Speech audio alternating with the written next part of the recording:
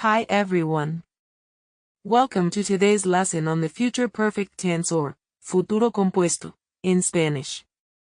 This tense is used to describe actions that will be completed before another point in the future. It is similar to the future perfect tense in English, like saying, I will have done. In Spanish, this tense helps us express what we expect to be done by a specific future time or before another future action. Let's explore how we form and use this tense. To form the future perfect tense, we use the auxiliary verb, haber, in the simple future tense, combined with the past participle of the main verb. It is how you conjugate, haber, in the simple future. Yo, habré, I will have. Tú, habrás, you will have. Él, ella, usted. Habrá, he, she, you will have.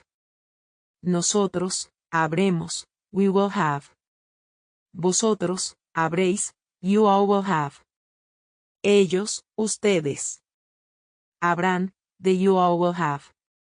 For example, to say, I will have studied, you combine, habré, with, estudiado. Which is the past participle of, estudiar, to study. So, yo habré estudiado, means, I will have studied. Make sure to use the correct form of haber depending on the subject and combine it with the appropriate past participle. The future perfect tense is used to indicate that an action will be completed by a certain point in the future or before another future action takes place. Here are a couple of examples to illustrate this. María llega la semana que viene. Para entonces habremos terminado la reforma. These sentences mean, Maria will come next week. By that time, we will have finished the renovation. This means that the renovation will be completed before Maria arrives. ¿Quieres ir el sábado al cine? Seguro que ya habrá salido la película que queremos ver. These sentences mean, do you want to go to the movies on Saturday? Surely the film we want to watch will already be released by then. This suggests that the film will be available before we go to the movies on Saturday. In both cases, we use the future perfect to show that the action will be finished by a certain future time. Sometimes, the specific future action before which the completion happens is not explicitly stated. It's understood from the context. The future perfect tense often implies that something is expected to happen. Here are some more examples. Para el mes que viene habré comprado el vestido de la boda. By next month, I will have bought the wedding dress. We don't mention what will happen next, we only emphasize that the buying of the dress will be completed by next month. Dentro de un año nos habremos mudado a otra ciudad. We will have moved to a different city in a year's time.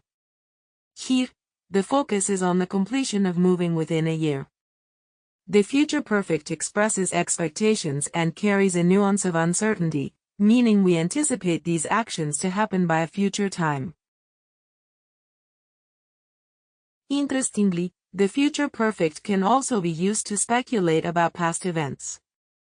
This usage might seem a bit paradoxical, but it's a useful way to make assumptions based on current observations. For instance, José viene tarde. Habrá perdido el bus. José is running late.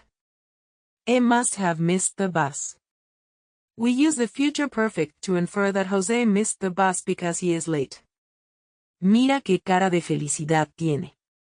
Habrá aprobado el examen. Look at his happy face. He must have passed the exam. Based on his happy expression, we assume he passed the exam.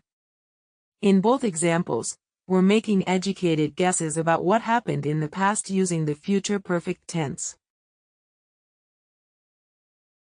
Now is the time to practice to see if you remember the content of this lesson.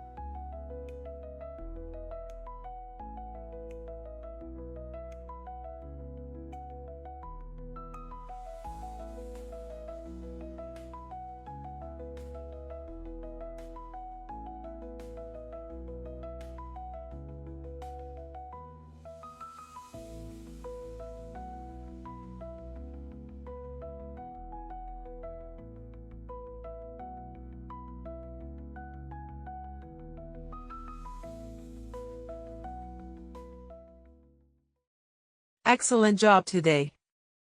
We've learned about the future perfect tense, which is used to describe actions that will be completed before another future action.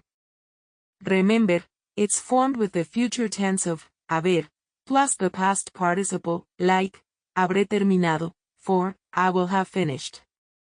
Next, we'll dive into the imperative mood, or imperativo. This mood is used for giving commands and making requests. It's essential for directing and influencing actions in everyday conversations. Keep practicing what we covered today. If you have any questions, feel free to ask. See you in the next lesson where we'll explore the imperative mood. Hasta pronto.